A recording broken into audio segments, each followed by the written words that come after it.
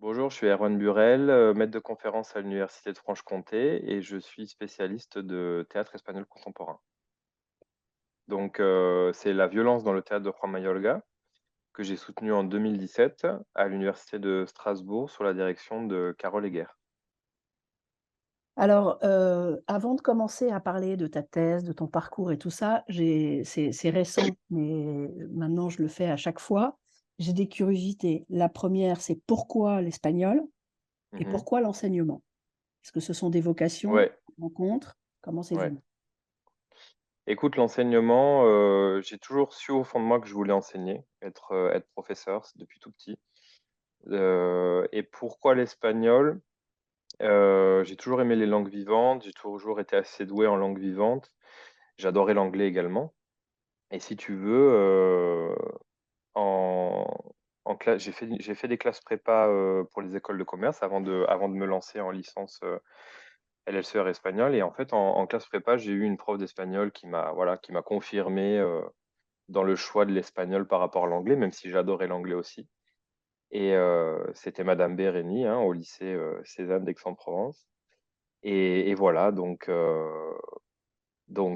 l'enseignement, c'était vraiment depuis tout petit et les langues vivantes, ça s'est confirmé avec les années, voilà, de scolarité, au collège, lycée et puis par la suite. Alors du coup, puisque tu me le sers sur un plateau à propos de ton parcours, donc tu dis que tu pars dans les classes préparatoires aux grandes écoles de commerce et d'un Mmh. seul coup, tu bifurques, que tu Ouais, te dis: «Non, non, c'est pas ça que je veux ouais. faire, c'est exclusivement de l'espagnol».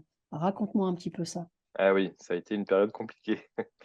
Écoute, moi j'ai fait un bac scientifique en fait, option mathématiques, donc j'étais plutôt, voilà, parti pour, une voie scientifique.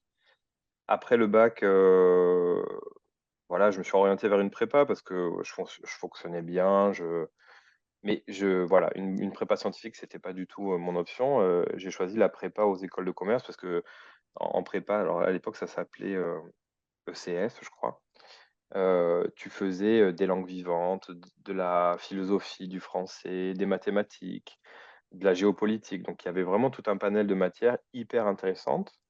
Ça a été 2 années, vraiment passionnantes au niveau des matières, des sujets et cetera. 2 années très difficiles parce que le rythme en prépa, c'est quand même assez, hardcore, on va dire et en fait, à la fin de la prépa, on avait un peu une idée de ce qu'on allait, à quelle sauce on allait être «mangé» entre guillemets dans les écoles de commerce. Voilà, on allait passer de 2 ans d'études, avec des professeurs géniaux dans des super matières à, étudier le management, la finance et cetera et si tu veux, j'ai vite compris que ça serait pas mon truc et en fait,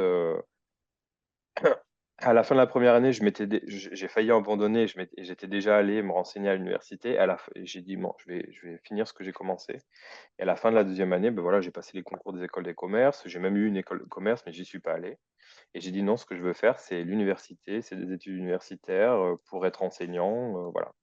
Donc je me suis réorienté, j'ai recommencé de zéro, j'ai commencé une licence, LLCR, espagnol.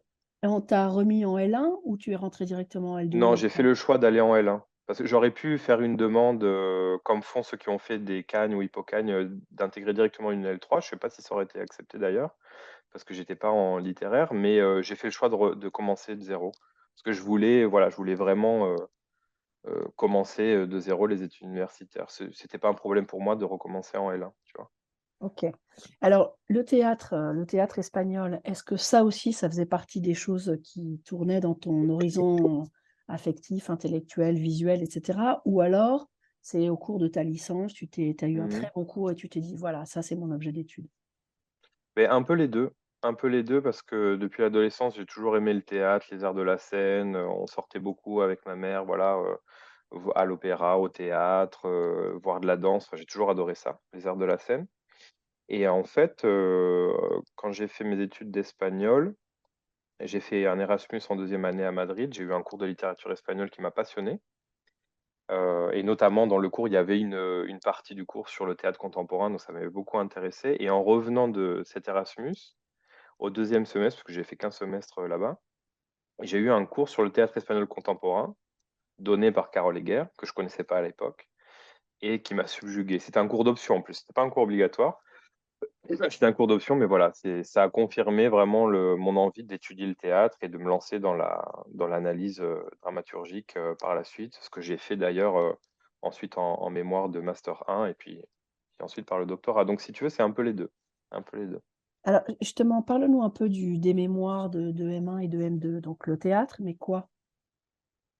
Ben, en M1, donc j'ai fait mon théâtre avec Carole sur l'animalisation des personnages chez Juan Mayorga.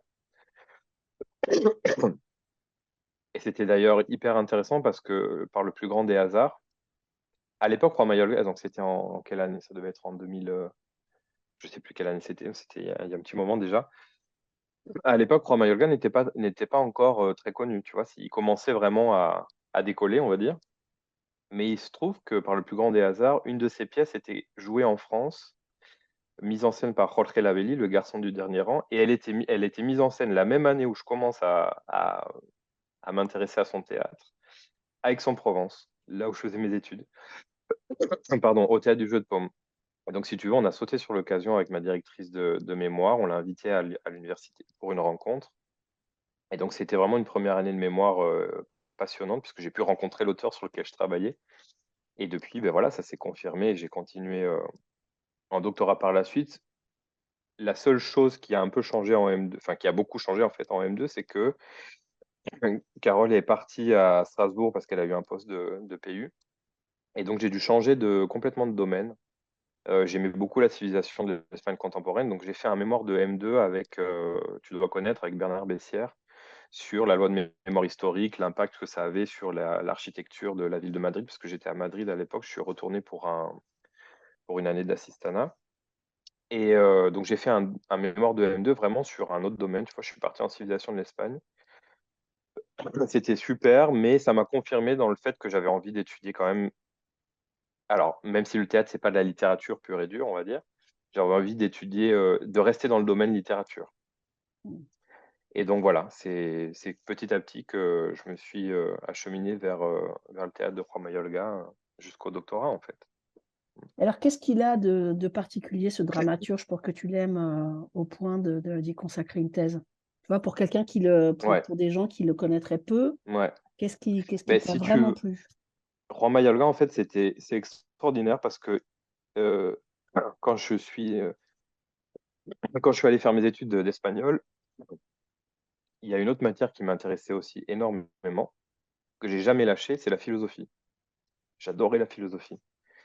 Et, euh, et Juan Mayorga, c'est un dramaturge très atypique puisqu'il vient pas des écoles d'art dramatique, il vient de la philosophie. Il a fait un doctorat en philosophie, il est spécialiste de Walter Benjamin, et tout son théâtre, en fait, il est marqué par cet esprit philosophique, si je peux le dire comme ça. Et donc, quand j'ai rencontré cet auteur, j'ai pu travailler non seulement le théâtre espagnol contemporain, mais aussi la philosophie. Donc, c'est vraiment ça qui m'a convaincu dans son théâtre. Alors, c'est quoi? Comment ça devient un discours théâtral, un discours, une pensée philosophique? Ben, c'est un peu aussi tout le sujet de ma thèse qui est resserré sur le concept de violence, mais forcément, sa dramaturgie, elle est façonnée par sa formation d'intellectuel et sa formation théorique en tant que philosophe, tu vois. Par exemple, toute la philosophie, toute la pensée de l'histoire de Walter Benjamin, dont Juan Mayorga est spécialiste, on la retrouve d'une certaine manière dans son théâtre, dans la manière dont il construit les espaces et le temps, surtout. De toute façon, l'espace et le temps, c'est lié. Dans la manière dont il construit l'action. Enfin, voilà. Ça, ça transparaît d'une certaine manière. Et c'était un peu tout l'objet de ma thèse, resserré, comme je te dis, sur le concept de violence, de voir comment ce concept de violence, qui est quelque chose de très important pour Juan Mayorga, se déploie dans son théâtre et qu'est-ce que ça implique au niveau esthétique, au niveau idéologique, voire politique, etc., etc. D'accord, donc ça, c'est ce que tu as voulu démontrer dans ta thèse. En partie, oui. En fait, dans ma thèse doctorale, pourquoi la violence déjà? Si tu veux, dans beaucoup d'interviews de Juan Mayorga, il répétait constamment que la violence était une des choses essentielles de son art, une thématique ou une problématique essentielle de son art. Donc, ça m'a quand même mis la puce à l'oreille. Je me suis dit, il y a quelque chose à faire là-dessus. Et en plus, évidemment, la violence, elle a été euh, profondément, abondamment traitée par les philosophes du XXe siècle, tu vois. Walter Benjamin, Hannah Arendt, Lévinas, Ricoeur, en lien avec l'Holocauste, etc. Et évidemment, Juan Mayorga euh, a été formé à cette école aussi. Il a eu un directeur de thèse qui s'appelle Reyes Mate, qui est un grand philosophe et penseur espagnol sur la question de la violence, de l'Holocauste, des victimes, de la récupération de la mémoire, etc. Et donc voilà, tout est parti de là en fait, de voir comment cette idée de violence, ce concept de violence, était non seulement un des piliers de la pensée théorique, on va dire, de Juan Mayorga, parce que Juan Mayorga est aussi un grand théoricien du théâtre, et il écrit pas seulement sur le théâtre, il écrit sur les problématiques qui traversent la société de manière générale. Donc en quoi ce concept de violence est très important pour Juan Mayorga en termes de pensée, on va dire, théorique, et ensuite en quoi cette idée de violence se déploie dans l'architecture de son théâtre, en fait. C'est comme ça, tout part vraiment de là. Et alors, de ton point de vue, justement, vu comment sa pensée théorique sur la notion, le concept, je ne sais pas, de violence, pourquoi tu penses qu'il a eu besoin du support, du passage par le théâtre est-ce que c'est la Ouais, dimension visuelle? Est-ce que... c'est la dimension politique, je pense. Juan Mayorga, beaucoup de fois, à plusieurs reprises dans ses écrits, mais il n'y a pas que lui, il y a beaucoup de dramaturges qui l'ont dit, il insiste sur le fait que le théâtre, c'est un art éminemment politique.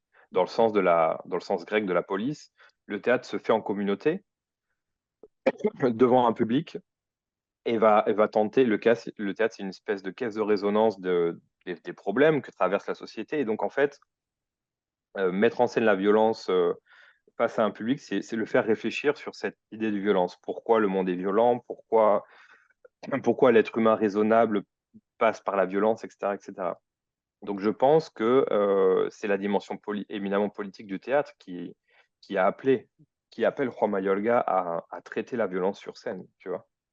Mais alors, est-ce que ça veut dire que du coup, l'œuvre comme texte, elle n'a pas beaucoup d'intérêt ou pas beaucoup de sens dès lors qu'elle n'est pas spectacle? Alors, si j'ai pas le bon jargon, moi, tu sais, je suis spécialiste de Non, fiction, non, oui, donc je vois très bien ce voilà. que tu veux dire. Oui et non, en fait, évidemment, tout texte de théâtre, il est incomplet s'il n'est pas mis en scène.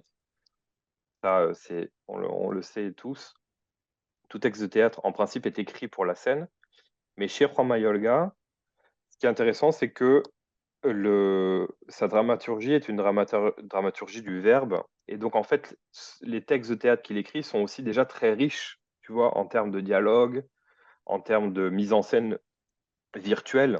Hein. Quand on lit son théâtre, on arrive déjà à mettre en scène de manière mentale la pièce. Et donc, travailler sur le théâtre de Juan Mayorga, c'est aussi travailler sur de la littérature dramatique, hein, Mmh. sur ses textes. Hein. Et dans ma thèse, j'ai vraiment axé mon travail d'analyse sur les textes. Je suis pas allé, j'ai pas D'accord. fait ensuite une analyse de spectacle Mmh. parce que c'était trop compliqué, parce qu'il y a il y a des mises en scène très nombreuses de ces pièces. Il y a certaines de ces pièces qui sont mises en scène par lui et d'autres non. Donc, j'ai pas voulu me lancer dans l'analyse de spectacle. J'ai vraiment fait une analyse de texte théâtral. Mmh. Alors, dans quelle mesure est-ce que tu as l'impression que ça a vraiment, puisque c'était l'objet de ta thèse, mais est-ce que en quelques mots, tu peux expliquer quelle incidence la rencontre entre un texte, lieu théâtral et une thématique, ça donne une construction, un traitement particulier du personnage, de l'espace, du temps? Donc, oui, pour mon travail doctoral, d'abord, j'ai dû faire un corpus, tu vois, choisir une série de pièces qui allaient, évidemment, c'était des intuitions, hein, qui allaient refléter le fait que la violence était mise en scène. Mmh. Parce que tout ne peut pas être lu sous le prisme de la violence chez Juan Malga, bien évidemment. Hein. C'est un des piliers, parmi d'autres, de sa dramaturgie. Et donc, dans le corpus que j'ai étudié, oui, j'ai pu. euh, Heureusement, mon intuition était bonne, sinon j'aurais pas réussi à finir le travail doctoral. Mais on part toujours d'hypothèses, évidemment, dont on soupçonne qu'elles vont être démontrables, en fait. Et donc, oui, oui, ça façonne l'esthétique de ces pièces-là. C'est évident. Alors, il faudrait que je te donne des exemples complets, mais Par exemple, les relations entre les personnages. Il y a une pièce, et ce qui est hyper intéressant chez Juan Mayoloc, c'est que c'est pas la violence concrète, tangible, c'est une violence qui est toujours latente, qui est toujours sous-entendue. Donc Mmh. c'est assez difficile de la saisir, mais elle est là. Euh, dans une pièce qui s'appelle Animales Nocturnos, c'est l'histoire d'un. Le système de personnages, c'est un immeuble d'habitation, c'est des voisins en fait.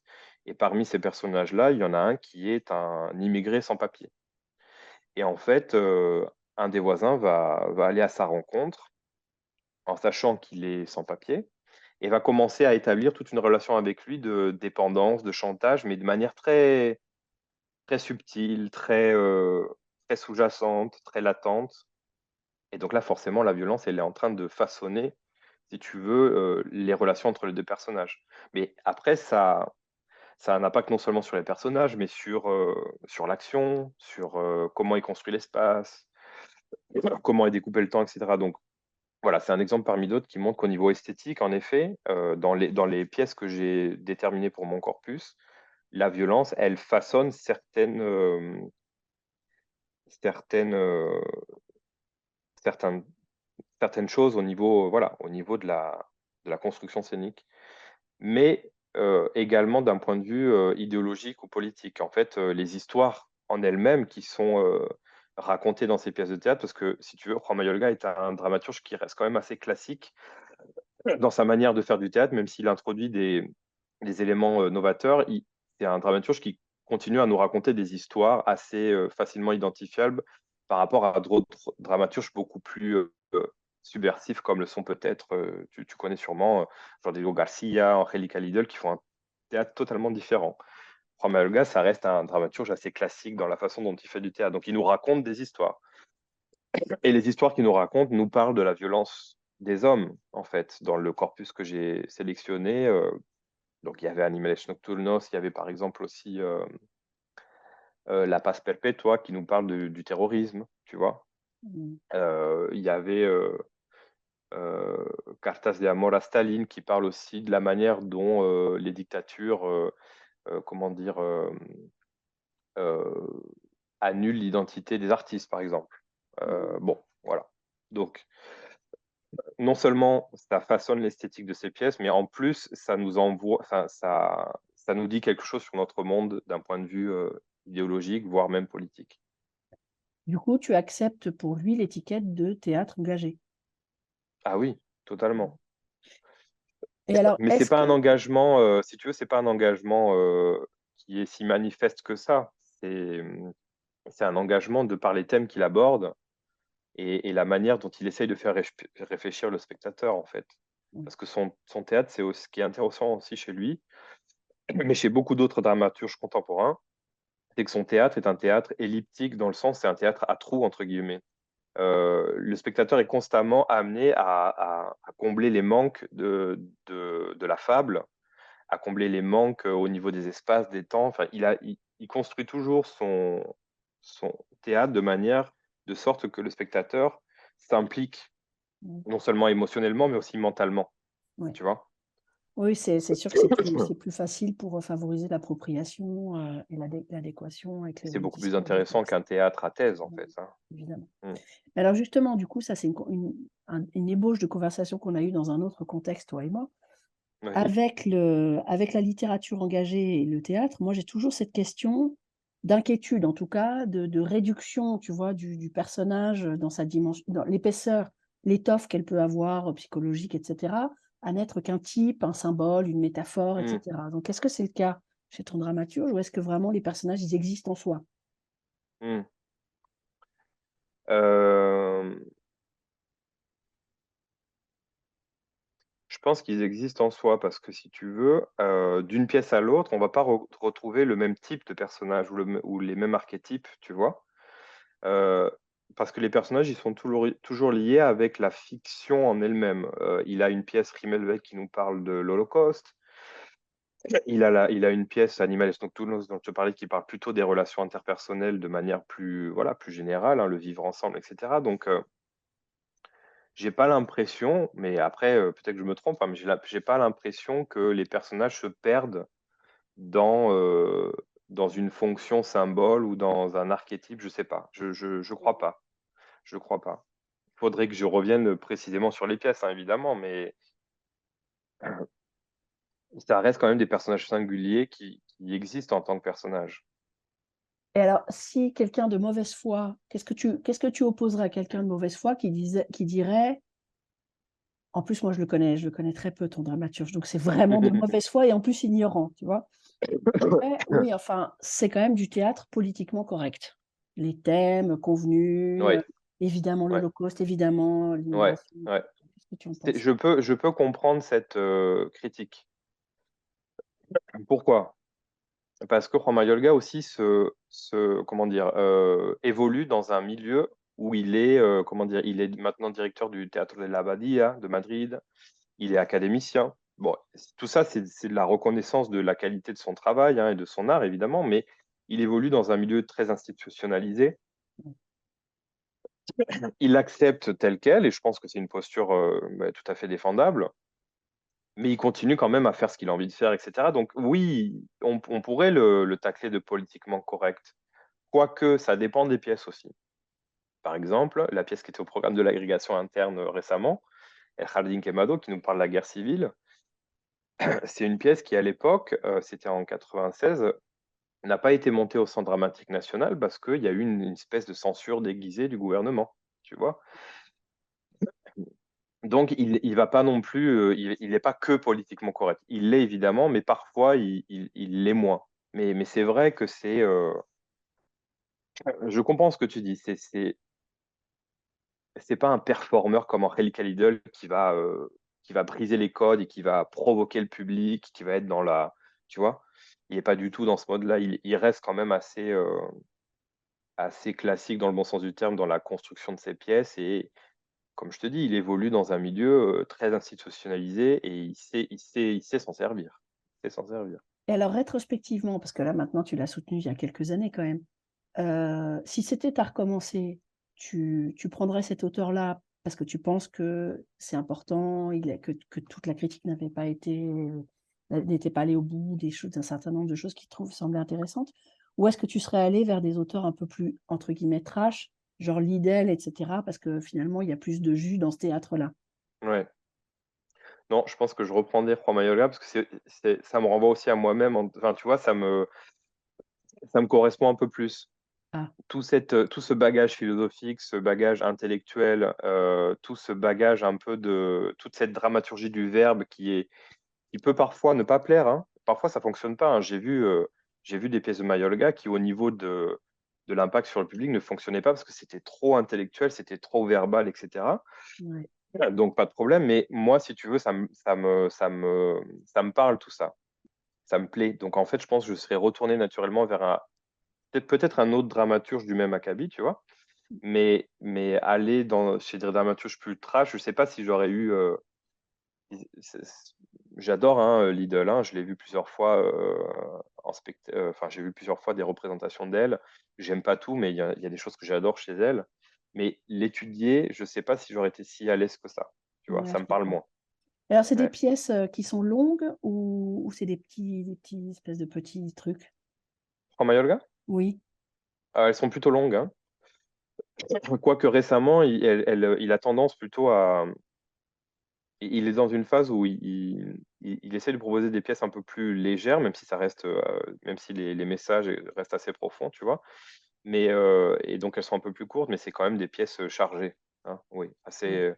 assez longues. Alors je sais pas ce que ça veut dire long en théâtre, hein, mais Non, en fait, c'est des spectacles qui durent, 2 heures. oui, oui, Voilà, tu oui, passes pas oui, la nuit facilement. et il faut que tu reviennes 8 jours après pour la partie 2. Non, non. Ah non, non, ah oui, non, c'est pas du tout des spectacles type Pomera avec plusieurs. Ouais, ouais, non, non, non, c'est 1 heure et demie, 2 heures. Oui, oui, il y a pas de grosses pièces comme ça sur toute une journée, comme ça peut se faire avec d'autres dramaturges européens. Ouais. OK. Alors en dehors du rôle de ta directrice de thèse, si tu sur le rôle de tu peux revenir, hein, si tu veux continuer à en parler. Est-ce qu'il y a des Ouais. gens qui ont joué, enfin qui ont été importants pour toi dans ce parcours de doctorant? Alors, étonnamment peu. En fait, mis à part Carole et mon conjoint qui est aussi universitaire avec qui je pouvais avoir des échanges sur ma thèse. En y réfléchissant, je me rends compte que j'ai peu échangé avec des personnes autour de mon sujet de thèse et c'est un peu mon regret. Alors je ne sais pas si c'est par manque de temps, d'occasion, et cetera, mais de manière, rétrospective, je me rends compte que j'ai peu, enfin, il y a aussi Juan Mayolga avec qui j'ai échangé sur mon sujet de thèse, mais ça, c'est autre chose. Mmh. Juan Mayolga, j'ai eu peu d'occasion d'échanger, sur mon sujet de thèse avec lui, mais quand je l'ai fait, c'était super, mais il fallait aussi que je prenne la distance en tant que chercheur, que je reste objectif, donc il fallait que je me Bien sûr. détache un peu du discours que Juan Mayolga lui-même avait sur son propre théâtre, tu vois? Même si c'est un très grand exégète de son œuvre, moi, en tant que chercheur, il fallait que donc ça, c'est autre chose. Mais ouais, mis à part, ma directrice de thèse et mon conjoint, j'ai pas eu l'occasion de trop échanger sur mon sujet, d'en débattre, de prendre du recul et c'est un peu mon regret, tu vois? Mmh. Si c'était à refaire, je pense que j'insisterais plus sur cet aspect-là. Oui, Ouais. d'accord, mais je comprends très bien, ouais. Mais c'est vrai que quand on a la tête dans le guidon, Ah ouais, et on surtout quand, bon, moi, j'ai eu la chance de décrocher un contrat doctoral, mais on te met la pression pour finir en 3 ans, ce que j'ai pas fait évidemment. J'ai mis 4 ans pour la faire et j'aurais même pu mettre beaucoup plus de temps encore, hein, mais à un moment donné, il faut s'arrêter. Mais tu vois, je sais à une certaine époque, on faisait des thèses en presque, 6-7 ans et qu'on écrivait des thèses de presque 1000 pages. Bon, c'est plus le cas, mais voilà, nous, on nous avait vraiment mis en tête que c'est 3 ans, qu'il faut y aller, il faut pas s'éterniser. Donc, ouais, c'était un peu, c'est peut-être aussi le fait d'être dans le guidon qui m'a pas permis d'aller à la rencontre de personnes qui auraient pu me faire réfléchir autrement sur mon sujet, tu vois? Ouais, mais ça, je me demande si on n'en prend pas conscience quand on a terminé, en fait, et que ça mais fait partie de la exactement, maturité de se dire et que, c'est ça. voilà, Ouais. on Quand peut on pas a rester. terminé et que ça fait 2-3 ans, voire plus qu'on a fini la thèse et qu'on revient sur des sujets qui sont en lien avec notre thèse ou pas, enfin, tu vois? Ouais, Oui, c'est ça. ouais. Alors, à part cette, problématique question du temps, hein, tu avais quand même, Oui. 3 ans et on me disait: «Dépêche-toi, dépêche-toi». Est-ce que tu as rencontré d'autres difficultés et le cas échéant, quelles sont les solutions que tu as trouvées pour les dépasser ou pour Mmh. te résigner à ce que tu ne Oui. résoudrais pas le problème? Alors, pour moi, la plus grande difficulté dans mon travail, ça a été, ce qui correspond au premier volet de ma thèse, ça a été de me plonger dans la pensée de tous ces philosophes qui ont écrit sur la violence, qui était assez complexe. Comprendre, les écrits de Benjamin, c'est pas une mince affaire. Lire Lévinas, lire Ricoeur, lire Arendt, c'est pas une mince affaire. Donc ça a été la partie, je pense, la plus difficile. Vraiment démêler la complexité de la pensée de ces grands philosophes qui ont, réfléchi à la violence. Oui. Comment j'ai solutionné ce problème-là? Je l'ai pas solutionné, c'est peut-être un hispanisme. Je l'ai Résolu pas, comment on dit? résolu résolu. Voilà. Je l'ai pas vraiment résolu. Je me suis plongé dans les textes, mais après c'est un plaisir aussi ça a été un plaisir aussi pour moi, tu vois? De Mmh. relire de la philosophie, de m'attaquer à de la philosophie parfois hyper ardue. Donc en fait, j'y suis allé à fond, quoi. Et une fois que j'avais fait ce travail d'assise théorique je suis passé aux analyses dramaturgiques, aux analyses des pièces et là, c'était «plus facile» entre guillemets, dans le sens où c'est une méthodologie que je connaissais bien, que je pratiquais déjà depuis plusieurs années, depuis la licence, donc voilà. Mais le plus dur, ça a été vraiment voilà, me plonger dans ces textes, qui sont vraiment parfois hyper compliqués. Enfin, on sait que la philosophie parfois c'est pas simple. Ouais, c'est Voilà. complexe et alors le passage à l'écriture, tu pas de problème? Tu écris facilement ou tu es du genre à te tirer 2 mots par jour, avec beaucoup de J'écris souffrance? pas, en fait, la rédaction de la thèse, moi, elle a pas été parce que quand je parle souvent avec des collègues à moi qui sont de la même génération, souvent, je me suis rendu compte qu'ils écrivaient la thèse à la toute fin, tu vois? Moi, ça a pas été ça, c'était vraiment par petits bouts. De la première à la quatrième année, j'écrivais des morceaux comme ça, je revenais en arrière, je reconfigurais, mais j'ai vraiment, l'étape rédaction, ça a pas été une étape finale, où je faisais que ça. Ça s'est vraiment fait alors je sais pas, à quoi c'est dû, mais c'était ma façon de travailler. Donc, ça m'a pas trop posé de problème de rédiger. Après, je t'avoue que j'ai du mal comment dire? Je suis assez synthétique, je suis assez, j'aime pas me perdre dans les détails, etc. Donc, parfois, j'avais l'impression de ne pas écrire suffisamment, Mmh. tu vois. Contrairement à d'autres collègues à moi qui sont hyper, qui écrivent très facilement, mais après, tu te rends compte qu'il faut couper, qu'il faut. Voilà, moi, c'est tout le contraire. En fait, avant de coucher ma pensée sur le papier, je la synthétise beaucoup dans ma tête et ça peut être un avantage comme ça peut être un inconvénient parfois. Donc Oui, ça après, il a faut été que ce un. soit suffisamment explicite, quoi. Oui, voilà, c'est ça. Mmh. Donc, mais bon, avec l'expérience, c'est de moins en moins un problème, tu vois, parce que j'apprends à être plus à l'aise dans les développements, à me laisser un peu porter aussi par le souci du détail, si tu veux, à être moins formaté par la façon d'écrire qu'on t'enseigne quand on t'enseigne à faire une dissertation, etc., etc. Tu sais, avec l'expérience, tu apprends à sortir un peu de ces cadres-là qu'on t'a inculqués depuis le début de ta scolarité. Il faut problématique, trois parties, il faut être hyper clair, synthétique, machin, machin. Après, tu apprends à écrire plus librement, en fait. C'est marrant, hein, mais comme ça. Bah oui, progressivement, on ouvre ses ailes et on Ouais, enlève toute la dimension, scolaire. platement, maladroitement didactique du propos, ouais. Ouais. Et alors du coup, dans la mesure où tu m'as expliqué que tu écrivais, progressivement et pas à la fin, j'imagine que tu as pas commencé à écrire, tu pas commencé par le commencement et en allant de A à Z, mais que tu as écrit des petits bouts ici ou là? Ou je me trompe? Mmh, non, c'était plutôt, comme bah, enfin, il a fallu le temps que je trouve, un peu mon plan et cetera, mais comme, j'avais l'intention d'abord de faire une sorte d'assise théorique avant de passer aux analyses de pièces, déjà là, c'était assez tracé. Après, dans chacun de ces 2 volets, oui, j'ai pu écrire des parties que j'ai replacées avant, oui, ça a été un peu les 2. Mais si tu veux, mon plan, il a été assez rapidement, identifié et défini. Et c'est quoi ta religion à toi? On commence pas à écrire tant qu'on n'a pas écrit son introduction ou son introduction, on l'écrit à la fin? Eh ben moi, je pensais au départ qu'il fallait écrire l'introduction assez tôt, mais en fait non, c'est beaucoup plus simple de l'écrire à la fin. Je m'en suis rendu compte, hein. Bon, bah, ça, c'est sur les conseils aussi de ma directrice, mais l'introduction, en fait, tu l'écris à la fin parce qu'elle vient présenter tout le travail, qui va être lu par la suite. Donc, moi, oui, non, je l'ai faite à la fin. D'accord. Bon, parce que ça, C'est un chaque grand direct débat toujours, ah ouais. bah, oui, oui, mais absolument. Est-ce qu'il faut commencer par le début parce que tu t'obliges à poser les choses, parce qu'il y a quand même une Ouais, différence entre avoir une idée, même précise, dans ta ouais. tête de ton projet et de te contraindre à le poser sur le papier quand même, Ah ouais, si, c'est clair, ouais. tu vois? Donc, quitte après à revenir à l'introduction pour la moduler en Oui fonction et des pour la différentes choses que modifier et tu cetera. voilà, bon. Ouais, non, moi, je l'ai faite vraiment à la toute fin. Et pareil, là, pour le coup, la conclu aussi, tu l'as faite, après? À la toute fin? La conclusion, oui, je l'ai faite une fois que j'avais, rédigé la plus grosse partie de mon développement, hein. Ouais, c'est Ouais, clair. d'accord. OK. Parce qu'il fallait que je prenne de la hauteur par rapport, justement aux analyses des pièces, voir qu'est-ce que je pouvais dire, comment je pouvais dépasser justement tout ce que j'avais analysé, comment je pouvais, tirer les résultats de mes analyses justement de pièces. Donc ça, c'est évidemment à la fin du parcours doctoral que j'ai pu le rédiger, hein. Ouais. Et alors, est-ce que tu as traversé tout ça en maître Yoda, tranquille, serein, et cetera?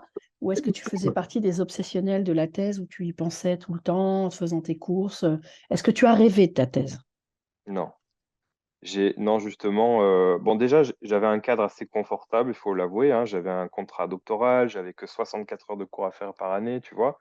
Donc c'était hyper confortable pour faire la recherche. Donc ça, c'est un super avantage.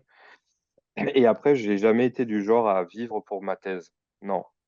Heu, Parce que je voyais autour de moi des jeunes collègues qui se tuaient à la tâche et je trouvais ça pas bien. Enfin bref, c'est une autre histoire. Mais j'ai jamais, rêvé thèse, mangé thèse et cetera. J'ai vraiment, tout fait pour le faire le plus sereinement possible, même s'il y a eu des moments de stress, des moments d'angoisse, où j'étais en retard. Forcément, on est tous en retard sur la rédaction de la thèse et cetera, mais non, ça a jamais été, C'est marrant parce que j'en parle souvent avec des collègues. Ça n'a jamais été le Saint Graal pour moi, la thèse, tu vois. La thèse, c'était plutôt le début de quelque chose. J'ai toujours vu comme ça. Alors, je sais pas si c'est parce qu'on m'a appris à le voir comme ça, mais je sais que ma thèse, elle est pas parfaite. Je sais qu'elle pourrait être beaucoup plus développée, etc. Mais pour moi, c'était surtout un premier pas dans la recherche et une sorte de premier palier à franchir pour ensuite faire des choses encore plus intéressantes et de manière beaucoup plus libre, etc., etc. Tu vois, je l'ai toujours vu comme ça. Donc, non, je mange pas thèse, j'ai pas rêvé thèse. J'ai été passionné par mon sujet, évidemment, mais ça m'a pas. J'ai refusé, en fait, je pense que ça me bouffe la vie, tu vois, Et parce alors, comment on que fait j'en ai. pour pas que ça te bouffe la vie? C'est-à-dire que, parce qu'en plus, tu dis, c'était pas le centre de ma vie, un rite de passage, tout ça. Je pense que c'est très, très sain de l'envisager comme ça. Alors, ça veut dire que tu te dis, bon, moi, le soir à 7 heures, je ferme la boutique et la thèse n'existe plus jusqu'à demain matin. Non, j'avais pas j'ai jamais réussi à me dire, ben, tel jour je travaille de telle heure à telle heure. C'était, comment expliquer ça? Comme j'avais aussi des cours à donner, déjà ça m'intéressait beaucoup d'enseigner pour la première fois à l'université, donc ça me prenait un peu de temps et je me laissais le loisir de prendre du temps et du plaisir à faire ça. Donc je compartimentais bien, si tu veux, mon temps libre, je me forçais à le compartimenter entre préparer les cours, faire la thèse, et aussi il y avait tout un volet, on va dire, assister à des colloques. Parce qu'en fait, quand je suis arrivé à Strasbourg pour faire ma thèse, mon équipe de recherche avait décroché un IDEX. Et donc, il y avait énormément d'argent, enfin énormément d'argent, il y avait beaucoup d'argent et beaucoup de choses à faire. Donc, si tu veux, nos collègues titulaires, maîtres de conf, PR, nous laissaient beaucoup de latitude pour organiser des journées d'études, des colloques, faire des publications, etc. Donc, j'étais beaucoup prêt aussi là-dedans. Ça me laissait du coup un peu moins de temps pour la thèse, mais en même temps, c'était, je pense, hyper sain parce que ça me permettait d'aborder la recherche autrement et après de revenir à mon sujet avec d'autres armes, tu vois. Donc voilà, en le compartimentant et en me disant, ben, de toute façon, la thèse, tu as 3 ans ou un peu plus, tu vas y arriver. Enfin voilà, je me faisais confiance aussi. Mm. Donc voilà, j'ai essayé de pas trop m'angoisser comme ça. Bon, alors, arrive le jour de la soutenance. Est-ce que tu peux commencer par nous dire qui étaient les professeurs qui composaient ton jury? Oui. Bon, il y a évidemment ma directrice Carole Heger. Les deux rapporteurs, c'était Gabriela Cordone, qui était maître d'enseignement et de recherche à Lausanne, à l'université de Lausanne. Il y avait aussi Monique Martinez-Thomas, autre rapporteur, professeur d'université à l'université de Toulouse, Jean Jaurès. Et ensuite, il y avait Wilfried Fluck, PU à l'université de Gießen, émérite, en Allemagne, et Emilio Peralvega, qui était à l'époque professeur titulaire à la Complutense, mais qui est maintenant catedrático. Et il y avait aussi Isabelle Rec, PU à l'université de Strasbourg. Et alors, quel souvenir est-ce que tu gardes de ta soutenance et de la journée en général? Parce qu'il peut y avoir Ouais. des souvenirs intéressants avant et après. Donc, raconte-moi un peu cette Écoute, journée. j'ai un souvenir mitigé.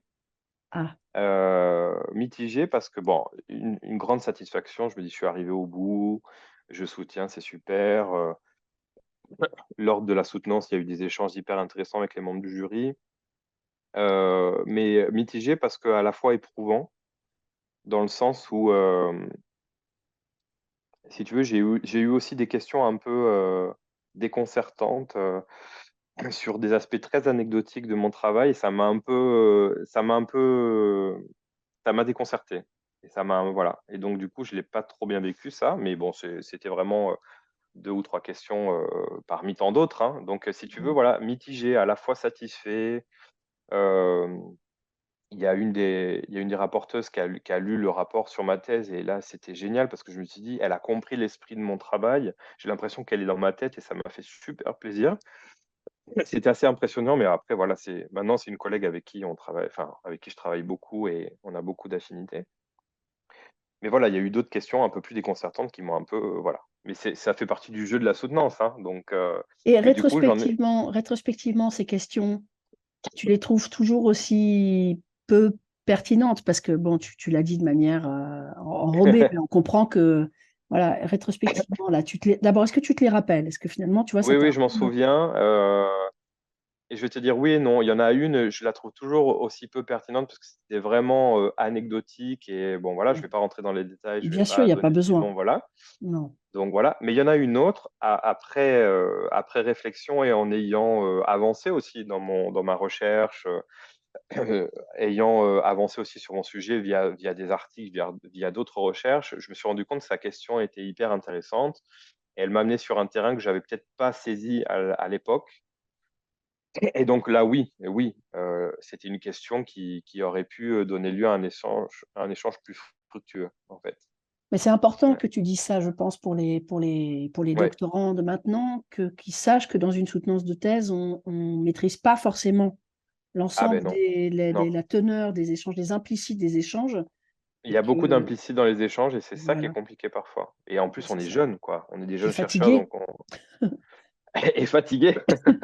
Non, mais c'est vrai, c'est une donnée physique, on arrive à la soutenance, on est Et puis hyper stressé aussi, de peur de hyper dire stressé, ouais, des bêtises face à un évidemment. jury tu vois, de PU et de maître de conf. Tu as toute ta famille derrière, tes amis. Enfin, tu vois, t'as ta famille qui souffre dès qu'il y en a un qui te pose une question. Ils sont là en souffrance. Moi, il me racontait ça aussi. Il me dit, oh là là, quand cette personne t'a fait la question, on a senti que c'était compliqué pour toi. Je dis, ouais, bon, ça fait partie du jeu, hein. Voilà. T'étais ému?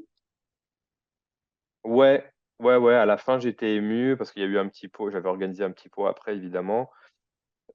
Ému parce qu'il y avait dans mon jury aussi, il y avait que des personnes que j'affectionne sur le plan personnel et intellectuel aussi, tu vois. On a très bien choisi le jury. Ça, c'est hyper important aussi de choisir les bonnes personnes, même si elles te font des questions parfois un peu déconcertantes, mais c'est normal. Mais ouais, ouais, j'étais ému. Ouais, bien sûr. Parce il y a la famille, il y a les amis, tu vois. Et puis l'équipe dans laquelle j'étais à Strasbourg, c'était une toute petite équipe. Euh, de romanistes, donc il y avait des hispanistes, des italiens. Bon, là, il y avait que les collègues hispanistes, évidemment. Mais tu vois, donc c'était une petite équipe, il y avait un esprit familial dans cette équipe de recherche, donc oui, c'était assez intimiste, donc c'était, voilà, l'émotion, elle était là. Et est-ce que ça t'a duré longtemps, ce qu'on appelle le postpartum, tu vois, la crise postpartum, où tu te disais, ah tiens, je vais aller me promener là. Ah non, non, il faut que je fasse ma thèse. Ah mais non, ça y est, je l'ai soutenue. Est-ce que tu as eu ça? Non, mais Non. je pense que c'est en rapport par ce que je te disais avant, quoi. J'ai jamais vu la thèse comme un saint graal. C'est pas, j'ai pas eu de postpartum de la thèse, tu vois. Donc c'était fini, quoi. Ouais, c'était un palier qui était passé. Après, j'ai été 2 ans dans le secondaire, donc j'avais d'autres chats à fouetter, on va dire. Mm. Après, j'ai eu un poste d'ATER. Enfin, tu vois, donc les choses se sont vite enchaînées et ça m'a permis de pas m'éterniser sur la thèse, quoi. Non, non. Ouais. Et je l'aurais Mais pas fait de toute façon. Je suis pas comme ça, tu vois. c'est pas ton Je- genre, ouais. J'aurais pas voulu m'éterniser sur ce travail doctoral qui était terminé et bah, qui donne lieu à d'autres recherches par la suite, hein, que j'ai faites, évidemment. Mais là, c'était ouf, c'était passé. Ça, Mm. c'est fait. Alors justement, c'est la question d'après, j'allais te dire, dans quelle mesure est-ce que tu as l'impression que ce travail-là, précisément celui-là, continue d'influencer à la fois l'enseignant et le chercheur que tu es? Oui, il y a encore une grande influence dans le sens où ben, je continue mes recherches sur le théâtre espagnol contemporain et sur Juan Mayorga en particulier, même si j'ai pris un biais récemment un peu différent, puisque là, je suis plutôt sur la traduction de ces pièces en français, Ah, avec la Maison Antoine Vitesse, etc., et avec une autre collègue. Mais oui, parce que voilà, je continue sur le théâtre contemporain, parce que j'ai l'occasion aussi, dans les cours que je donne, d'avoir un cours en L3 qui s'appelle Littérature et Société, où je peux justement réinvestir ma recherche et faire un cours sur le théâtre et la mémoire, tu vois, avec la question qu'il y a eu à la grecque récemment. Donc ça me permet voilà, de produire des cours, je pense, assez intéressants pour les étudiants et qui, moi, me portent.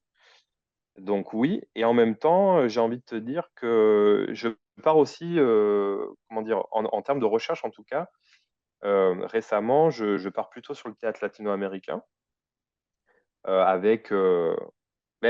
alors, c'est encore une fois une histoire de rencontre. En 2020, on a créé un réseau de jeunes chercheurs avec des jeunes chercheuses à Toulouse notamment, puisque si tu veux, Strasbourg et Toulouse, c'est les deux grands pôles où sont oui. étudiés le théâtre espagnol contemporain. Donc, on est beaucoup en contact, etc.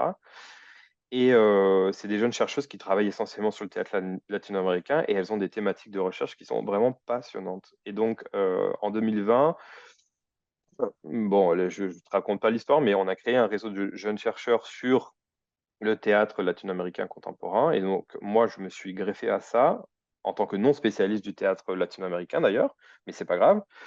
Et du coup, je me lance un peu dans l'étude du théâtre latino-américain contemporain. On a fait une journée d'études. Là, en 2024, on fait un colloque sur la question de la décolonialité, de la colonialité. En 2020, c'était les émancipations. Mais tu vois, c'est des thématiques et des problématiques qui sont vraiment hyper riches. Parce qu'à Toulouse, il faut le reconnaître, il faut une recherche en théâtre qui est toujours à la pointe. Et donc voilà, du coup, je pars un peu là-dessus et ça me fait du bien, tu vois, ben, évidemment de ne pas me cantonner à l'Espagne, hein, parce que voilà, c'est et voilà, il y a aussi tout le domaine d'Amérique latine qui est hyper riche et hyper foisonnant en termes théâtral. Et également, si tu veux, quand je suis arrivé à Besançon, quand j'ai été recruté, donc mon équipe de recherche, elle est très transdisciplinaire. C'est pas une équipe de romanistes ou d'hispanistes, il y a des anglicistes, des germanistes, des professeurs de FLE, il y a des sociologues, bon, voilà, c'est très transdisciplinaire et si tu veux, les axes de recherche donc sont très transdisciplinaires et donc ça Mm. m'a amené à faire des recherches beaucoup plus larges et il y a un domaine tout particulier qui m'intéresse de plus en plus, ce sont les études de genre. Alors évidemment, j'essaie de les travailler via le biais du théâtre et du théâtre hispanique, mais pas que. Et donc, du coup, voilà, les recherches que j'ai entamées il y a 6 ans, enfin que j'ai terminées il y a 6 ans dans ma thèse, elles me définissent encore aujourd'hui, mais je remarque que je pars aussi dans d'autres directions qui sont tout aussi intéressantes et qui ne sont pas forcément en lien direct avec le théâtre espagnol, tu vois. Donc, Et alors, voilà. pour l'appréhension que tu peux en avoir, puisque tu dis toi-même que tu n'es pas un spécialiste, tu as l'impression il y a vraiment de grosses différences entre les écritures théâtrales ultra-contemporaines en Espagne, en Amérique latine, où on voit Alors, bien pas que forcément. la notion de frontière en littérature n'a pas de sens et qu'on écrit tous la même chose, quoi. Pas forcément parce qu'en fait, il y a tout un héritage aussi. Bon, ça fait partie aussi du colloque de 2024 sur la colonialité, la décolonialité. Il y a tout un héritage européen qui a été absorbé par les créateurs, par les auteurs dramatiques en Amérique latine. Mais en même temps, eux aussi, enfin, maintenant et aussi dans le passé, ils affirment aussi certaines particularités. Donc, encore une fois, oui et non. Tu vois, on retrouve des traits communs avec le théâtre espagnol, mais il y a d'autres choses qui sont beaucoup plus spécifiques à l'Amérique latine. Euh, euh, la question de la décolonialité en soi, Mm. évidemment, ça nous vient d'Amérique latine. Tu vois, par exemple, euh, moi je m'intéresse beaucoup au théâtre mexicain depuis peu. La question de la violence, du narcotrafic, etc. Évidemment, c'est beaucoup plus malheureusement des questions qui reviennent dans le théâtre mexicain que dans le théâtre espagnol où il n'y a pas ces questions-là de narcotrafic, par exemple. Tu vois, donc oui, il y a des choses plus spécifiques qui sont hyper intéressantes d'ailleurs. Et alors, de la même manière que tu as eu une rencontre coup de foudre avec ton auteur espagnol, est-ce qu'il y en a un là, latino ou une latino-américaine où tu t'es dit, ah là là, là, j'ai un coup de cœur? Non, pas encore. Pas encore. J'ai travaillé, pas encore, j'espère. Non, j'ai travaillé pour la première journée d'études du collectif La Quetzal qu'on a monté sur la question des émancipations. J'ai travaillé sur la pratique théâtrale et la pratique politique aussi de Jesús Rodríguez, qui actuellement est sénatrice de AMLO. Mais en fait, c'est une femme qui vient du théâtre. C'est une femme qui a toute sa vie a fait du théâtre et qui maintenant est rentrée en politique et utilise un peu les outils du théâtre au sein du Sénat. Enfin, c'est hyper intéressant. Donc, j'ai Ah travaillé oui. là-dessus. Voilà. Et donc, elle est passionnante. Et en plus, son théâtre, il est décolonial, il est antipatriarcal. C'est une lesbienne assumée qui s'est mariée avec une cantatrice argentine qui est exilée au Mexique. Donc, elles ont un parcours hyper intéressant. Et bon, voilà. Bon, donc du coup, il y a plein de choses à faire. Mais voilà, j'ai pas identifié un ou une dramaturge encore que j'aimerais étudier à fond. Et après, si tu veux, j'ai tellement travaillé sur Juan Mayorga, donc sur un seul dramaturge espagnol, même si j'ai travaillé sur d'autres dramaturges espagnols, mais de Ouais. manière très minime, on va dire, que je sais pas si j'ai envie de réétudier à fond la production dramatique d'un seul ou d'une seule dramaturge. Tu vois, j'ai envie d'aller voir un peu partout, en fait. Ah J'ai oui. plus envie de me cantonner à un seul créateur ou Ouais. créatrice. tu vois. Et certes, tu t'es formé avec celui-ci, c'est un peu comme moi, C'est Garcia ça. Marquez, tu t'es formé Oui, avec ton auteur de voilà, thèse, et puis après, tu veux éprouver tes forces avec différents c'est ça, corpus, c'est un peu ça, c'est je ça. pense. Ouais. Ok. Bon, est-ce que tu fais partie des gens qui ont relu leur thèse ou des superstitieux qui veulent surtout pas l'ouvrir au cas où ce soit la boîte de Pandore? Je l'ai pas relu. Ah, Mais pas de peur que ça soit la boîte de Pandore, c'est que, comme je te disais avant, c'est comme c'était voilà, quelque chose qui est terminé, un palier, que je suis parti sur d'autres choses. J'ai pas eu l'occasion de la relire, sauf quand, tu sais, quand tu fais un article et tu dis, ah oui, ce concept-là, je l'avais travaillé dans ma thèse, je vais rejeter un coup d'œil, mais je l'ai pas relu en détail, non. Non, non. bon, alors comme c'était un rite de passage et que tu as fait ton deuil, etc., etc., est-ce que du coup ça veut dire qu'elle est rangée au fin fond d'une cave et que de temps en temps tu te dis, tiens, où est ma thèse? Ou quand même elle a une place de choix dans ta bibliothèque? Elle est quand même dans la bibliothèque, mais Ah, c'est marrant que tu dis ça. Elle est pas tout en bas. Elle est dans l'étage, on va dire, elle met pisse, quoi, tu vois.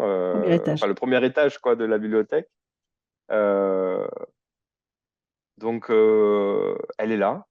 Je la consulte pas, mais elle n'est pas non plus en hauteur ou en vue. Tu vois ce que je veux dire? Ouais, ouais. Et je pense que ça reflète un peu, voilà, tout ce que je te disais auparavant. Elle est là, mais maintenant je fais autre chose. Et si j'en ai besoin, voilà, je la consulte, mais c'est pas un trophée pour moi, Oui, en c'est ça, fait. tu n'es pas le fétichiste de ta thèse.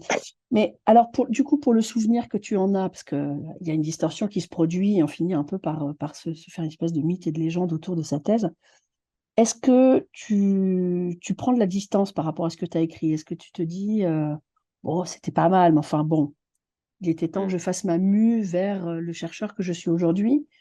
Ou au contraire, tu dis, franchement, il y avait des fulgurances et là, il y a quand même quelque chose Mm. qui est solide. Euh, Non, je pense pas enfin, en toute modestie, je pense pas que j'ai révolutionné la science avec ma thèse. Donc je le prends voilà, de manière modeste. Après, je suis allé là où je voulais aller, si tu veux. J'ai réussi à démontrer ce que je voulais démontrer au départ. Ouais. Et je me dis aussi que mon apport, euh, c'est pas à moi de le dire d'ailleurs, mon apport, tu vois, j'arriverai pas à dire ce que j'ai apporté avec ma thèse. Euh, Récemment, en discutant avec, mais tu le connais, hein, Laurent Gaillardo, un jour, voilà, bon, il s'en est pas rendu compte, mais il m'a dit, ah là là, non, mais ta thèse, c'est un des meilleurs travaux que j'ai lu sur Mayolga. Ben voilà, ça m'a fait plaisir parce que moi, j'arrive pas à me le dire, tu vois, c'est pas possible. Mm. Donc, je laisse les autres le faire. Et en même temps, voilà, je suis arrivé là où je voulais arriver. Et ce qui me conforte aussi, c'est que à l'époque où j'ai commencé la thèse sur Juan Mayolga, il était connu, mais il n'était pas aussi connu, il n'était pas autant connu que maintenant. Et je me dis que, en toute modestie, j'ai participé aussi à le faire connaître dans l'hispanisme français. Il est arrivé à l'agrégation interne il y a 2 ans. Mm. Il est traduit au Solitaire intempestif. Bon, il était traduit avant que je m'intéresse à lui, évidemment, mais là, on reprend le travail de traduction avec Clara Chevalier-Cueto via la Maison Antoine Vitesse et j'espère via les Solitaires intempestifs. Enfin, tu vois, donc je me dis, voilà, j'ai apporté ma petite pierre à l'édifice par rapport à cet auteur dramatique. Et je me dis que c'est pas si mal. Oh bah oui, c'est déjà pas si mal, oui, ouais, tout à fait. Bon, et quels sont les conseils que tu donnes à de jeunes doctorants ou que tu donnerais? Ouais. Mais par rapport à ce que je te disais tout à l'heure, ne pas hésiter à trouver des personnes avec qui parler de son sujet de thèse, que ce Mm. soit un entourage professionnel ou un entourage personnel. Mais moi, voilà, c'est ce qui m'a un peu manqué un peu de, de, de débattre de mon sujet avec d'autres personnes, tu vois, mais de manière assez poussée. J'aurais aimé, donc voilà, je leur donnerai le conseil de ne pas hésiter à trouver toutes les occasions possibles pour ça. Et également, euh, l'autre conseil, ça serait mais alors ça, c'est quand tu commences, en fait, de trouver un directeur ou une directrice de recherche avec qui tu t'entends vraiment, enfin, avec qui, sur le plan intellectuel, tu as compris que ça va fonctionner, tu vois. Mm. Moi, Carole Egas, c'était une vraie rencontre depuis la L2. Donc, quand j'ai fait la thèse, j'ai pas hésité à la solliciter pour diriger mon travail, parce que je savais que ça allait fonctionner d'un point de vue intellectuel et même, on va dire, amical, personnel. Bon, ça, voilà, ça s'est confirmé, mais de pas trop se tromper avec le directeur. Mais bon, ça, c'est un conseil un peu bancal, parce que des fois, on ne sait pas. Des fois, il peut se passer ce qui se passe et ça peut ne pas fonctionner pour X raisons. Donc, mais voilà, essaye de ne pas se tromper. Oui, c'est ça, avant de se lancer, de choisir la bonne personne. Ouais, Ok. et c'est pas évident. Je peux reconnaître, ça peut ne pas être évident. Bah, c'est-à-dire que là, toi, c'était quelqu'un que tu connais bien en Ben L2, voilà, etc. Tu avais eu voilà. le temps d'éprouver votre relation, quoi. Ah, c'est ça, c'est Mm. ça.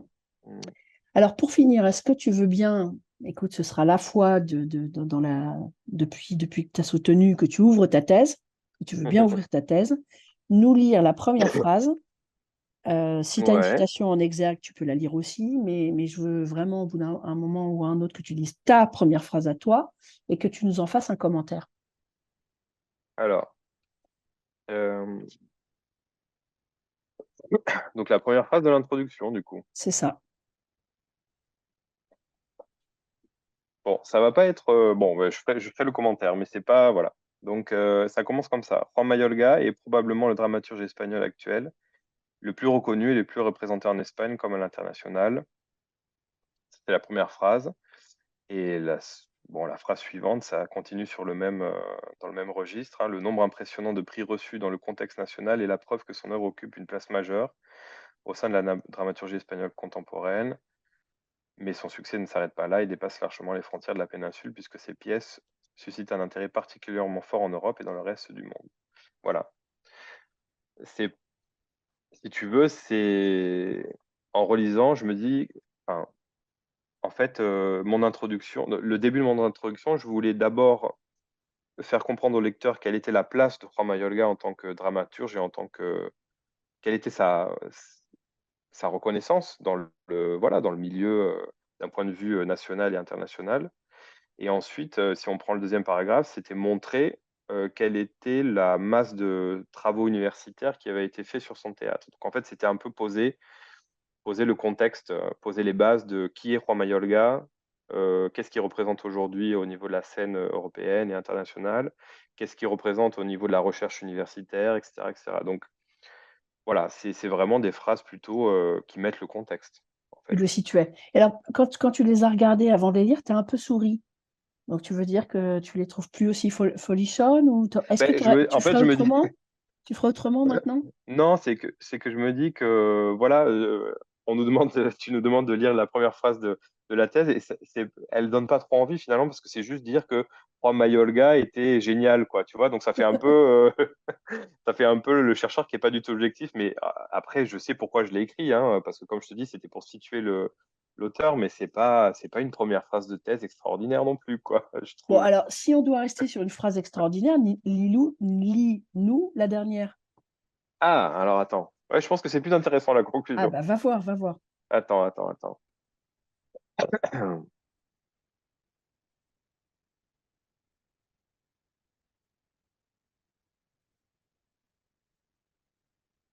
Voilà, je te lis la dernière phrase. N'est-ce pas, bon, qui vient après une citation en fait, mais je vais pas lire la citation. N'est-ce pas là, dans la force de cet appel et dans sa capacité à réunir, que réside la beauté de l'art théâtral? Le théâtre n'est-il pas le lieu où chacun peut venir faire l'épreuve, entouré de ses contemporains, du monde et de ses représentations? Enfin, dans une société où la violence n'a pas dit son dernier mot, le théâtre n'est-il pas un formidable laboratoire où placer le spectateur face à la violence de ses semblables et de lui-même, et où tenter d'envisager les moyens de la déjouer et de la mettre en échec? Ah ouais, là c'est mieux quand même, hein. Tu trouves pas? Si, si, si, si, si. Enfin, moi, je trouve que c'est bien d'avoir commencé comme tu l'as fait parce Oui, que non, il y a, mais il y a bien sûr, besoin, voilà. Non, mais je comprends que tu il y a sois besoin de plus, situer. il y a besoin Mais de je suis plus situer. content de te lire la dernière phrase de la conclusion que la première phrase de l'intro, tu vois. Je comprends très bien.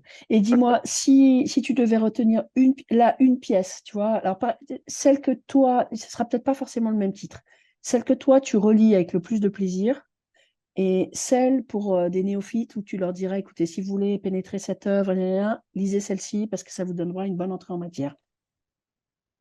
Alors attends, il en a écrit tellement que je vais reprendre son. Attends, je reprends juste le bouquin où il y a le plus de pièces éditées.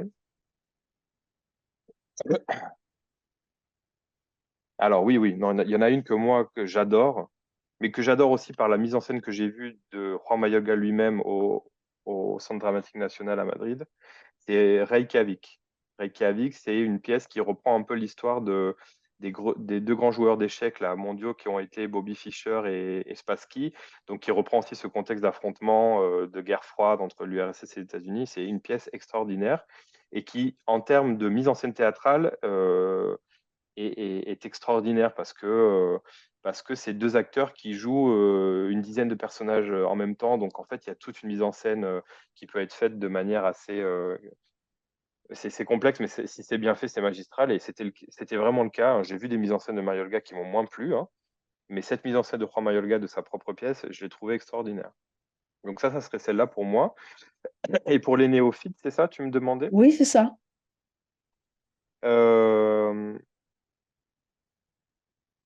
Peut-être El Cartógrafo, qui est une des pièces, parce qu'il en a plusieurs, qui abordent l'Holocauste. El Cartógrafo, c'est une pièce qui raconte un peu le ghetto de Varsovie. Mais en fait, c'est une pièce qui raconte l'histoire d'une famille. Et cette histoire, l'histoire de cette famille raconte la grande histoire, en fait, finalement. Et c'est une pièce où il y a beaucoup d'émotions. C'est une pièce dure, hein, difficile, hein, mais où on sort de cette lecture quand même assez bouleversé. Donc, je pense que ça peut être une bonne première lecture pour les néophytes. Voilà. Eh ben, je te remercie beaucoup pour cet entretien et d'avoir Merci à accepté de toi, Caroline. participer au projet Mathès et moi. Merci. Merci. À bientôt.